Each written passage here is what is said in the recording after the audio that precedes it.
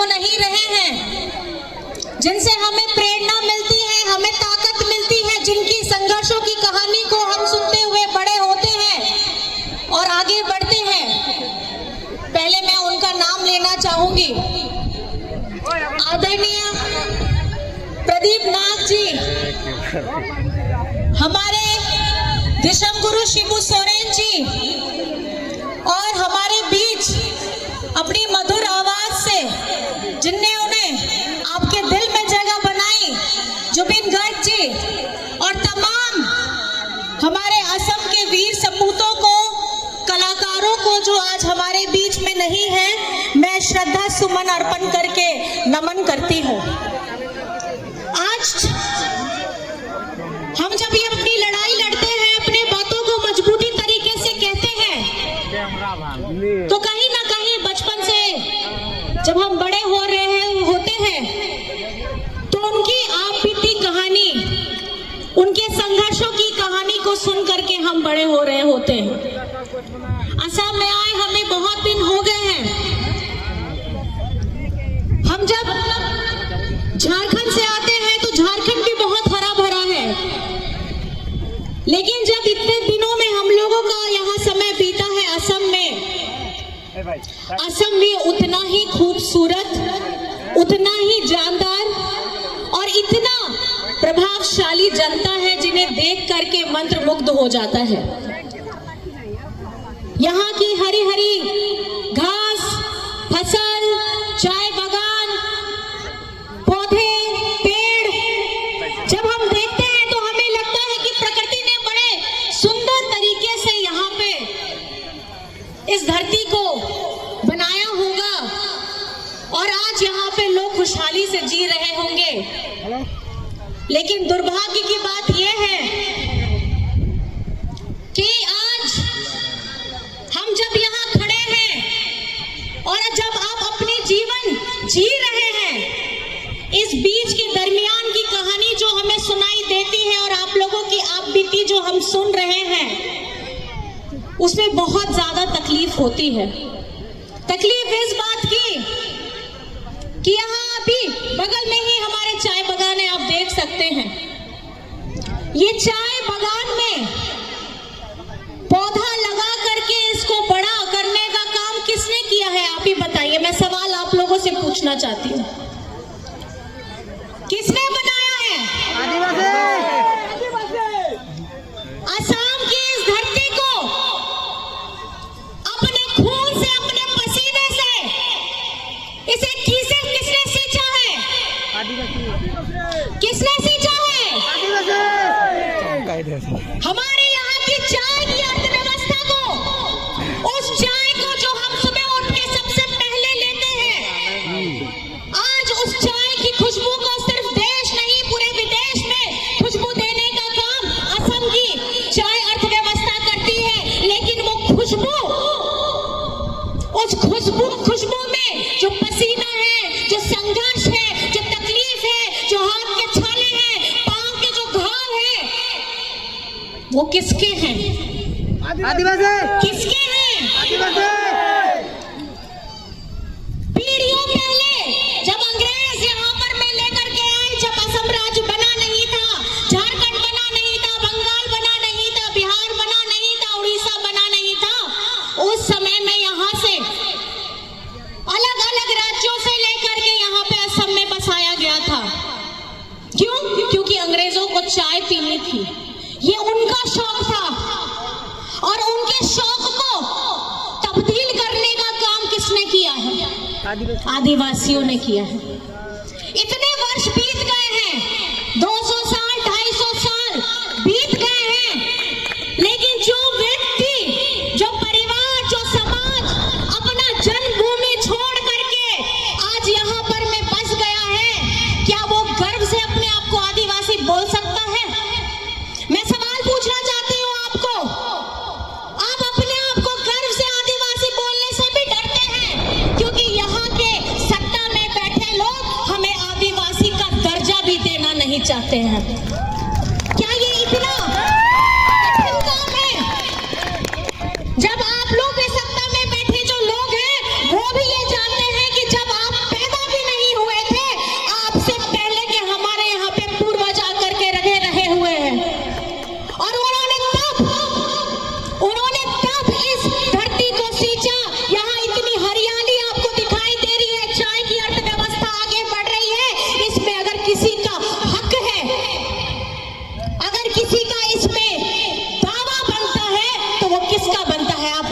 चाहिए आदिवासियों को। हम लोग जब यहाँ पे चाय बागान में घूम रहे थे, महिलाओं से बात कर रहे थे, तकलीफ इस बात की होती है कि जब मेहनत इंसान करता है, माताएं मेहनत करती हैं, भाई दादा मेहनत करते हैं, वो अपने परिवार को सुरक्षित करने के लिए, उनके भविष्य को आगे बेहतर बनाने के लिए मेहनत करते हैं। लेकिन ये जो मेहनत है, ये मेहनत दिन भर की थकान, दिन भर का पसीना सुबह से लेकर के शाम तक 250 रुपए में आकर के टिक जाता है। क्या हमारी मेहनत सिर्फ 250 रुपए के लायक है? मैं आप लोगों से पूछना चाहती हूँ, क्या हमारी मेहनत 250 रुपए के लायक है? इसे बढ़ा करके यहाँ सत्ता में बैठे लोग 500 रुपए क्यों नहीं करते, जबकि यही चाय अर्थव्यवस्था आपके दक्षिण भारत में, केरल में है, तमिलनाडु में है, जहां वहां के मजदूरी दर 400-500 रुपया है। जब चाय की खुशबू असम की बेहतर है, तो हमारे मजदूरों की जो तनख्वाह है, मेहताना है, वो 500 रुपए क्यों नहीं हो सकता है? ये सवाल है, ये सवाल है हमारे यहाँ की जनता का, बगान के मजदूरों का, आदिवासियों का, हमारे अल्पसंख्यक भाई बहनों का, जो हमेशा से पीड़ित रहे हैं, हमेशा से तकलीफ में रहे हैं, चाहे दलित हो, पिछड़ा हो, वंचित हो, हमेशा पैरों से रोना गया है। ये क्यों नहीं हमारी शिक्षा व्यवस्था को आगे बढ़ाने का काम करते हैं, उसे मजबूत करने का काम करते हैं? सरकारी स्कूलों में अगर बेहतर शिक्षा मिलेगी तो आपके बच्चे, हमारे बच्चे कल को पढ़ लिख करके बड़े सपने देखेंगे। यहाँ चाय बागान में पत्ते तोड़ने का काम नहीं करेंगे। कल को हम भी चाहते हैं कि हमारा गरीब गुरबा, आदिवासी, मजदूर, पिछड़ा, दलित, अल्पसंख्यक, हमारे जो बच्चे हैं, कल को वो भी ऑफिसर बने, IAS ऑफिसर बने, पायलट बने, और खास करके वकील बने। क्योंकि वकील बनते हैं तो आपको अपने हक अधिकार के बारे में पता रहता है। हम इतने सालों से हमें वंचित क्यों रखा गया अच्छी शिक्षा से? हमें क्यों वंचित रखा गया अच्छी स्वास्थ्य सुविधाओं से? हमें क्यों नहीं आगे बढ़ना दिया गया? क्योंकि ये चाहते हैं कि हमारे माथे पे जो अंग्रेजों ने मजदूर लिखा हुआ है, वो जिंदगी भर हम बस मजदूरी करते रहे। तो ये आप लोगों को सोचना होगा। ये चिंगारी, ये आपके अंदर की भावना, आपके दुख और तकलीफ जो आप अपनी जिंदगी इस तरीके से जी रहे हैं, बस आज हम आपके सामने उसको मुखर होकर के आपको बताने का काम कर रहे हैं। आज मजबत में, इस चाय बागान में उपस्थित हमारे जितने भी श्रोतागण हैं, जितने भी भाई दादा हैं, जितने भी माताएं बहनें हैं, आप लोगों को ये संकल्प लेकर के जाना है कि इस बार झारखंड मुक्ति मोर्चा JBP के से हमारी जो प्रत्याशी है प्रीति बारला जी, इनके हाथ को मजबूत करेंगे। क्योंकि इनके स्वर्गीय पति, बड़े भाई प्रदीप नाथ जी ने भी आपके संघर्षों में आपके साथ हमेशा निरंतर खड़े रहे हैं। उन्होंने अपने जान की परवाह नहीं की, लेकिन आपके लिए अपनी आवाज को कभी कम करने का काम नहीं किया है। तो ये सच्ची श्रद्धांजलि, ये सच्ची श्रद्धांजलि अगर आपको देनी है तो 9 तारीख को आपको कौन सा बटन दबाना है, आप बताइए। कौन सा? 5 नंबर है। कितना नंबर है? दोनों हाथ उठा के दिखाइए, कितना नंबर है? कितना नंबर? और हमारा चुनाव चिन्ह क्या है? क्या है चुनाव चिन्ह?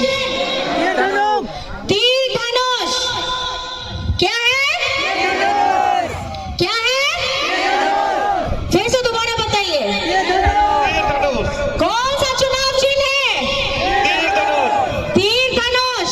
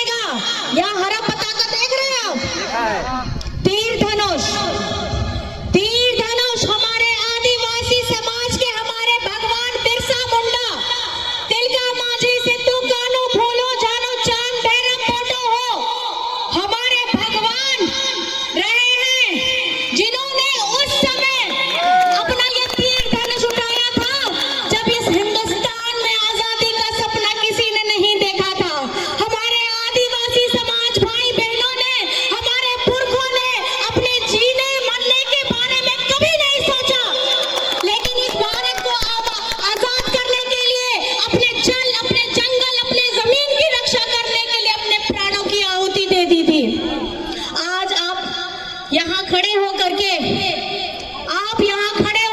ये संकल्प लेकर के आपको जाना है, ये संकल्प लेकर के जाना है, ये तीर धनुष को आपको मजबूत करना है, ताकि असम की विधानसभा में आपकी दीदी, आपकी बहन आपकी आवाज को मजबूती के साथ उठाने का काम करेंगे। आप लोग तैयार हैं? आप लोग सबके सब तैयार हैं? हमारे सभी समाज के लोग यहाँ पे जो भी उपस्थित हैं, इस लड़ाई में आप हमारे साथ तैयार हैं? डरिएगा तो नहीं? झुकिएगा तो नहीं? बदलिएगा तो नहीं? किसके साथ खड़े रहना है? किसके साथ? किसके साथ? और याद रखिएगा, अभी लुभाने के लिए बहुत सारे लोग आएंगे, ठगने के लिए बहुत सारे लोग आएंगे, और आपको बहुत प्यार से धीरे धीरे आपको बहलाने का काम करेंगे। लेकिन याद रखिएगा, यहाँ सरकारें आती हैं, सरकारें चली जाती हैं, ये तो मजबूत हो जाते हैं, लेकिन मेरे पक्के घर मजबूत नहीं हो पाते हैं। हम इनका आमदनी जरूर बढ़ जाता है, लेकिन मेरा 250 से 500 रुपए का जो मेरा छोटा सा सपना है, वो भी पूरा नहीं हो पाता है। यहाँ के चाय बागानों के ये लोग मालिक जरूर बन जाते हैं, सत्ता में बैठे लोग, लेकिन जिस जमीन को आपने सींचा है, वहां का मालिकाना हक आपको अभी तक नहीं मिला है। तो ये भेद आपको समझना होगा। झूठे वादे करते कौन है? आपको फुसलाने का काम करते कौन है? लेकिन हेमंत दादा जो कहता है वो करके दिखाता है, और उन्होंने जो बोला है उसको वो पूरा करके दिखाएंगे। बस इन्हीं चंद शब्दों के साथ, क्योंकि आज और भी कार्यक्रम है, हमें अपने सफर को आगे बढ़ाना है, तो मैं अपनी वाणी को यही विराम देना चाहूंगी। नोटिस से सेटिरकान जो तो को कायबा को बोया मिसी को ओना के लइए दें कि आपेया ओ फसा लगी, आपेया ओना बनाव लगी, आपेया मजदूरी बढ़ाव लगी, और नवा आपेया एसटी दर्जा हटाव लगी। जहां आप आपेया कुकुमु में ना आ, ओना कुकुमु पूरा को लगी। 9 तारीख हिलो 5 नंबर रे आसार छाप रे बढ़ती ते बढ़ती वोट एम कते आपेया दुलड़ आपेया नेहोर एमोपे, और आपेया ओना नेहोर अड़ी दरकार गया है, क्योंकि अब तो सनम को के आदिवासी कना है, चाहे ओना उड़ीसा रे हो, बंगाल रे हो, झारखंड रे हो, चाहे ओना असम रे हो। तो ओना यह कथा लई कते यह कथा मुचो के दिया है। सनम को के इंसान पास्टा को नाइमा गुड मनाओ जोहार अडी अडी सराहवे पिया। यहाँ पे मैं आप सभी को फिर से कहना चाहूंगी, मेरी बातों को अगर आपको महसूस हुआ है कि मैंने 1% भी अगर सच बोला है, तो अपने दिल में हाथ रख के ये कसम खाइएगा, ये संकल्प लीजिएगा कि आपका एक एक कीमती वोट आपको तीर धनुष में देना है, ताकि आपका अपना सपना पक्के मकान का, आपकी पहचान का, आपके आदिवासियत परंपरा का, एसटी दर्जा पाने का, और आपका मेहताना बढ़ाने का, ये आपका जो सपना है वो पूरा होने जाएगा, अगर आपने तीर धनुष में अपना अगर बटन दबाया है। बस इन्हीं बातों के साथ में हम लोग एक बार बोलेंगे, अब की बार अधिकार की सरकार, बोलेंगे कि